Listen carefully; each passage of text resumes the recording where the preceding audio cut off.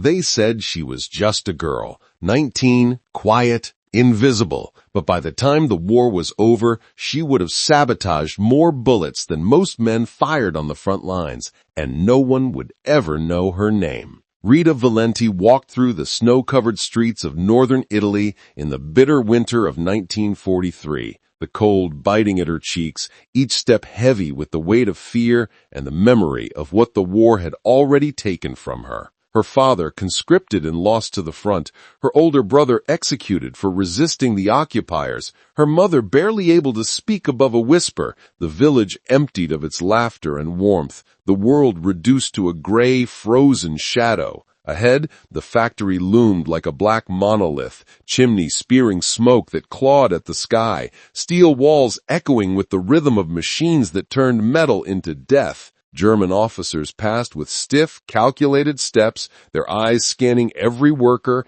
every motion, as if they could see the thoughts behind her eyes. She moved mechanically at first, pressing shells, counting hours, pretending the bullets she held weren't destined for children, for families, for people like her. But then came the day she saw her friend Lucia dragged from her station, a girl with fire in her eyes who dared to ask questions, who laughed and lived just yesterday, now gone, into the hands of men who would never return her. And in that instant, something inside Rita snapped. Anger, fear, grief, a spark that refused to be silenced. She realized that if she couldn't fight them with rifles and grenades, she could fight them with what they trusted most, the weapons they thought she was helping to produce. From that moment, she began noticing the machines differently, studying the seams of each shell, imagining ways they could fail when used, ways she could turn the instruments of destruction back against those who built them. Moving quietly, invisibly, in the shadows of the factory, each act small but dangerous, until it would become enough to make a difference. And though she was just a girl, she knew one thing with terrifying clarity: survival wasn't enough, and in a war that had already stolen so much, she would fight back, one shell at a time, even if it cost her everything. After that day, the factory never looked the same to Rita, and neither did she. Every clang of metal, every hiss of the machines, every whir of the conveyor belt carried the weight of lives she could not save, and the realization that doing nothing was no longer an option pressed down on her like the smoke that curled from the chimneys outside. She watched the other workers move mechanically around her, their faces pale and tired, eyes glazed with resignation or fear. Some whispering quietly about friends who had disappeared, others too afraid to speak at all. And Rita felt a surge of determination that she couldn't ignore. If the war would kill her people, she would make sure it didn't happen without a fight. Days passed, blending into nights, and every hour she spent pressing shells into the machines, assembling bullets for the German army, she thought about how to turn each one into a tiny act of rebellion, imagining minute flaws that could save lives on the front lines. And she began testing her ideas secretly, hiding evidence in the shadows of her workstation, never letting anyone see her hesitation or fear. But with every success came a quiet terror, a knowing glance at the guards who walked the factory floor, the officers whose eyes never missed a twitch or a stumble. And she realized that even one misstep could mean her death, or worse, the end of the small network of workers who had begun to notice her, who might join her in secret resistance, though none dared to speak aloud. Each day, the weight of silence grew heavier, the burden of knowing that even a single shell she touched could bring death, but also the hope that each small act might save someone she didn't know, someone whose mother or father might one day speak her name without knowing why. And so she moved through the factory like a shadow, careful, precise, heart-pounding in rhythm with the machines, daring to hope that even in the most ordinary and terrifying of places, one girl could make the difference between life and death. And as the days turned into weeks, that hope hardened into resolve, because Rita Valenti had discovered something stronger than fear, the quiet power of someone who refuses to be silent in the face of war. The spark came quietly, almost unnoticed, on a day like any other. When Rita stood at her station and felt the weight of the war pressing down harder than ever, listening to the hiss of machinery, smelling the acrid smoke of melted metal, watching the rows of identical bullets pile up like the lives they were meant to end, and for the first time she let herself imagine what could happen if one of them failed, if one tiny imperfection caused a chain reaction, a small crack in the gears of a war that seemed unstoppable. And that night, after leaving the factory, she lingered in the shadows of the alleyways, her mind racing with possibilities, replaying every movement, every step, every seam of the shells she had handled, until she realized that she could take the tiniest, most careful risks, making adjustments no one would notice, and maybe, just maybe, she could make a difference invisible to the enemy, but deadly to their plans. And when she returned the next morning, her hands moved with a purpose she had never known before, subtly shifting a casing here, bending a primer there, working small, deliberate acts into every shell she touched, each one carrying the silent message that she refused to be complicit, that even a girl in a uniform could find power in the smallest rebellion. And as the days passed, she began to notice the patterns in the machines, the weaknesses in the metal, the moments when a misaligned part could spell disaster for the bullets themselves. And with every clandestine tweak, every quiet act of sabotage, Rita felt her fear transform into something else: determination, courage, a strange thrill at knowing she was no longer just a worker, no longer just a girl trapped in the factory, but someone who could fight back, someone who could be the ghost in the machine, invisible, yet capable of changing the course of the war in ways the officers above her could never understand.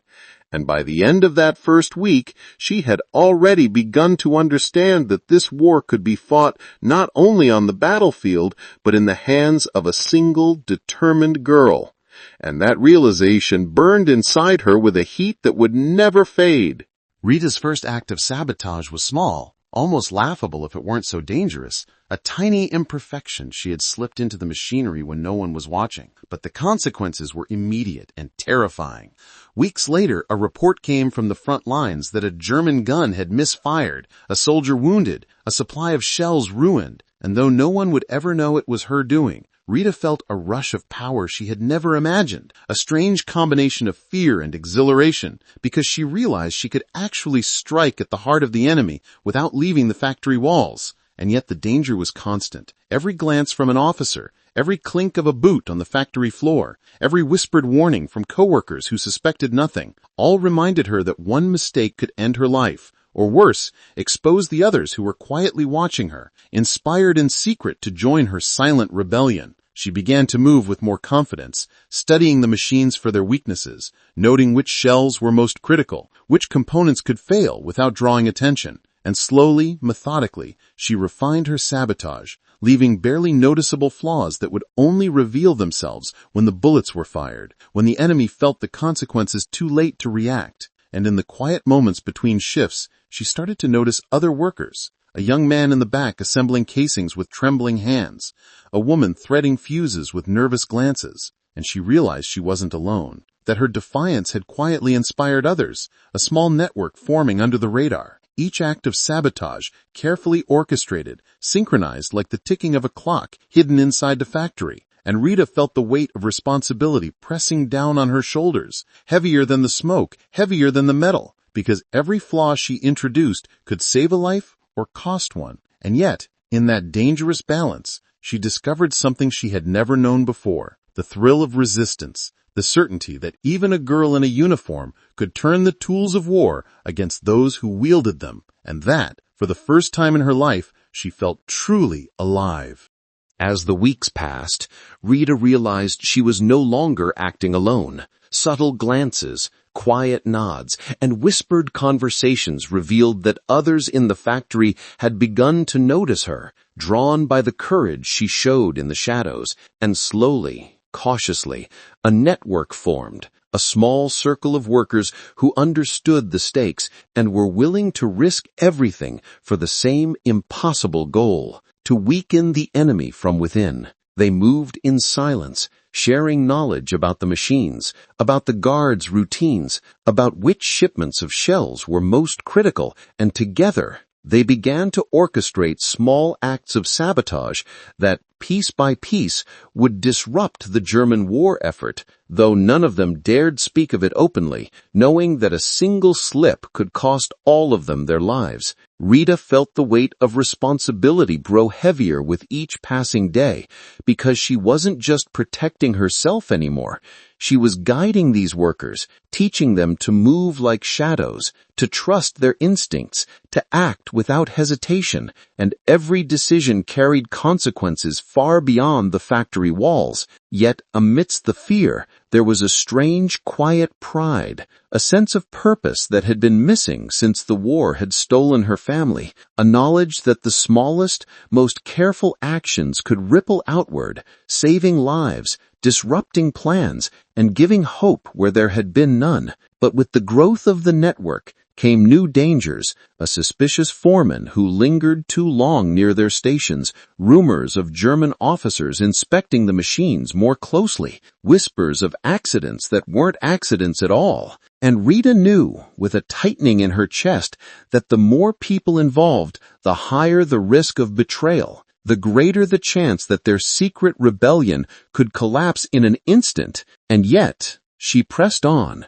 moving among them like a shadow within shadows, planning each act of defiance with precision, knowing that even if the war claimed her life, these small, hidden acts of resistance could leave a mark, a proof that even in the heart of the enemy's machine, a girl, quiet and unseen, could make a difference.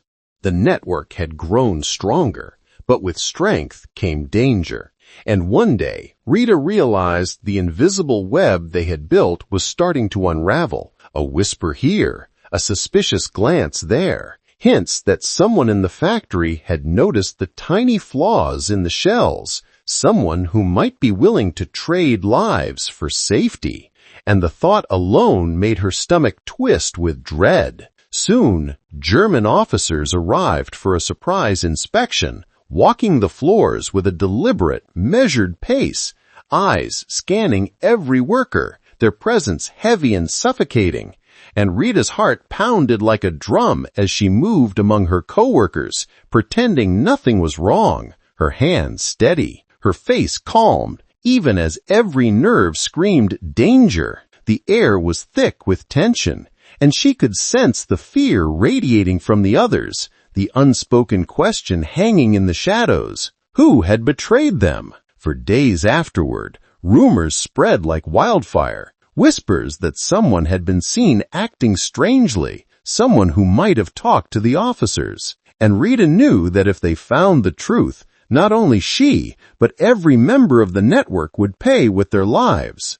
She became more cautious than ever, moving like a ghost, hiding evidence in the shadows, passing coded messages only when absolutely necessary. And every night she lay awake thinking of the fragile balance between survival and action, knowing that one mistake, one misstep, could undo everything they had fought for. And yet, even under the looming threat of discovery, she refused to stop. The spark that had ignited within her the first time she altered a shell burned brighter than fear, a defiance that could not be silenced. And as the days stretched into weeks, she realized that the war was no longer just about survival. It was about fighting, about proving that even a girl, small and seemingly powerless, could move the wheels of resistance from within the very heart of the enemy's war machine. And she would not let betrayal or fear break that resolve, no matter the cost. It was a cold morning when the Gestapo finally came for her. The air outside thick with smoke from nearby factories, the streets eerily quiet, as if the entire town was holding its breath. And before she could react, Rita Valenti was dragged from the shadows of the factory and thrown into a cell that smelled of damp stone, sweat, and fear, a place where whispers bounced off the walls,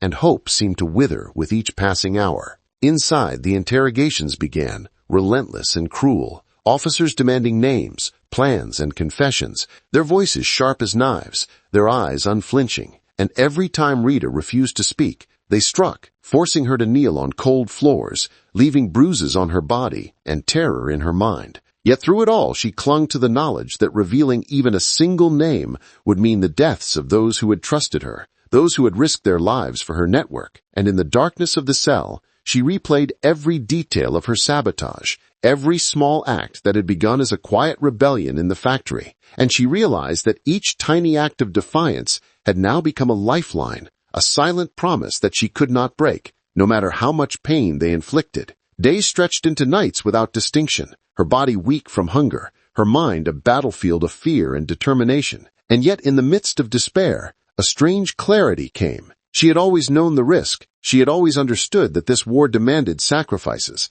And now, facing the most terrifying test of all, she felt a fire inside her that refused to be extinguished, a stubborn defiance that whispered with every strike, every shout, every moment of isolation, "I will not betray them. I will not be broken." And so, even as her body shivered on the cold stone, even as the interrogator's hands struck again and again, Rita Valenti became something more than a prisoner. She became a symbol of quiet resistance, a reminder that courage is not measured by the weapons one wields, but by the choices one refuses to surrender. And in that cell, alone with her fear and her pain, she discovered the true strength of a girl determined to fight a war from within, no matter the cost. The night of the air raid came without warning. The sky above northern Italy erupting into fire and thunder, bombs shaking the earth and turning the familiar streets into a landscape of chaos.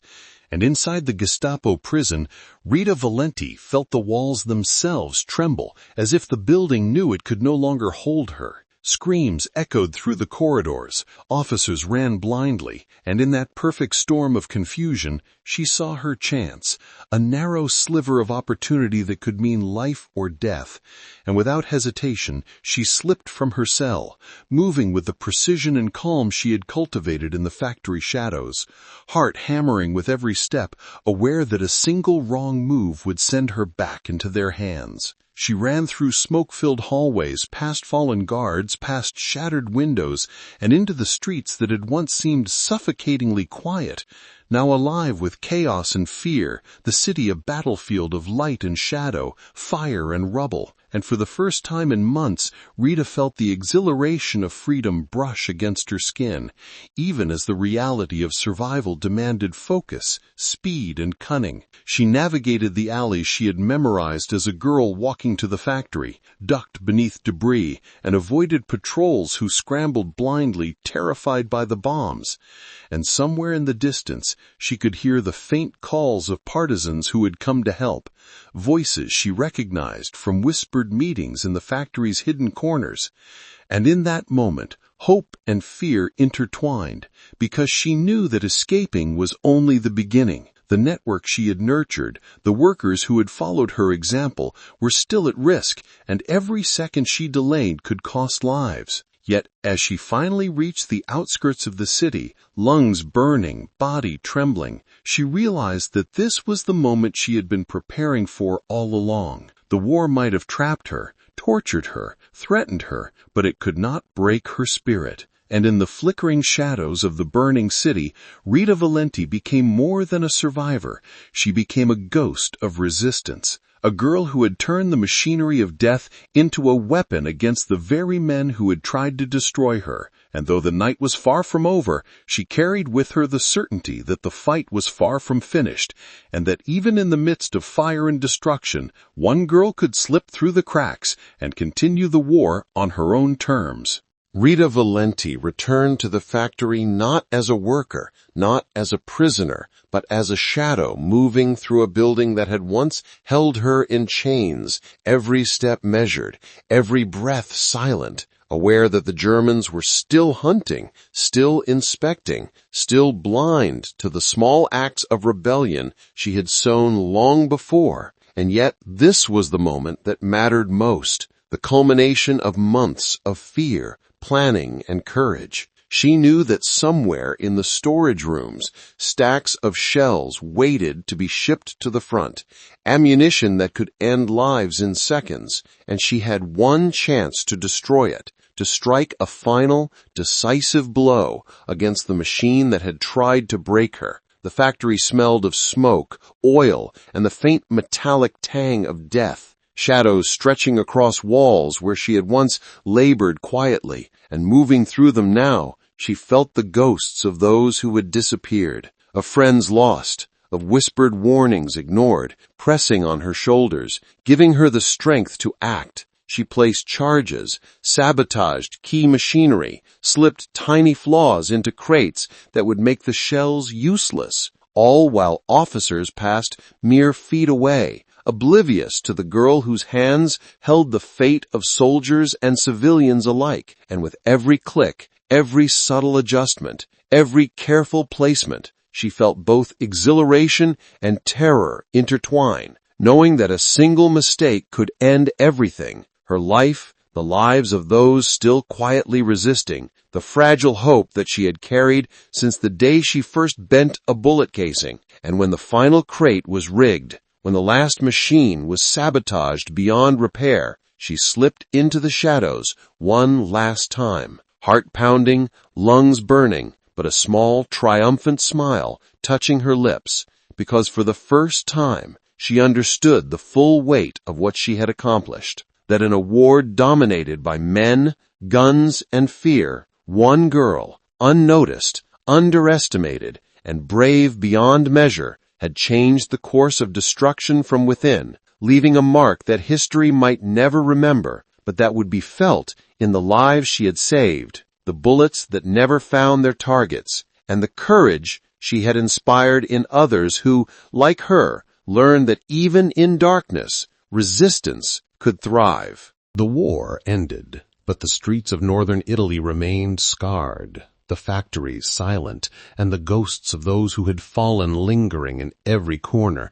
Yet Rita Valenti walked among them as if invisible, a girl who had survived the unthinkable, who had bent the machinery of destruction to her will, who had carried the lives of strangers in her hands and lived to see the guns fall silent. No medal awaited her, no parade, no recognition in history books, yet she carried a quiet pride that no officer, no army, no war could take away, because she knew that every sabotaged shell, every minute flaw she had introduced into the German arsenal had saved lives, given mothers and fathers, sons and daughters another chance. And in the small villages, in the hidden corners of the mountains, whispers of a shadow that moved unseen began to grow, stories told in hushed voices of a girl who had fought with courage and intelligence, a girl who had refused to be powerless. And even as she walked through towns still rebuilding, carrying nothing but the memory of fear and determination, she understood that her greatest victory was not destruction nor glory, but the proof that even the smallest, quietest individual could bend the course of history, that resistance does not always roar on the battlefield. Sometimes it creeps silently through factories, alleys, and shadows, and that courage is not measured in medals, but in choices made when no one is watching. And as Rita Valenti disappeared into the folds of history, unnoticed but unbroken, she left behind a legacy that no book, no photograph, no monument could fully capture, a legacy of defiance, of ingenuity, of a girl who, in a world consumed by war, proved that even the smallest, quietest individual could ignite change, and that sometimes the ones history forgets are the ones who mattered most.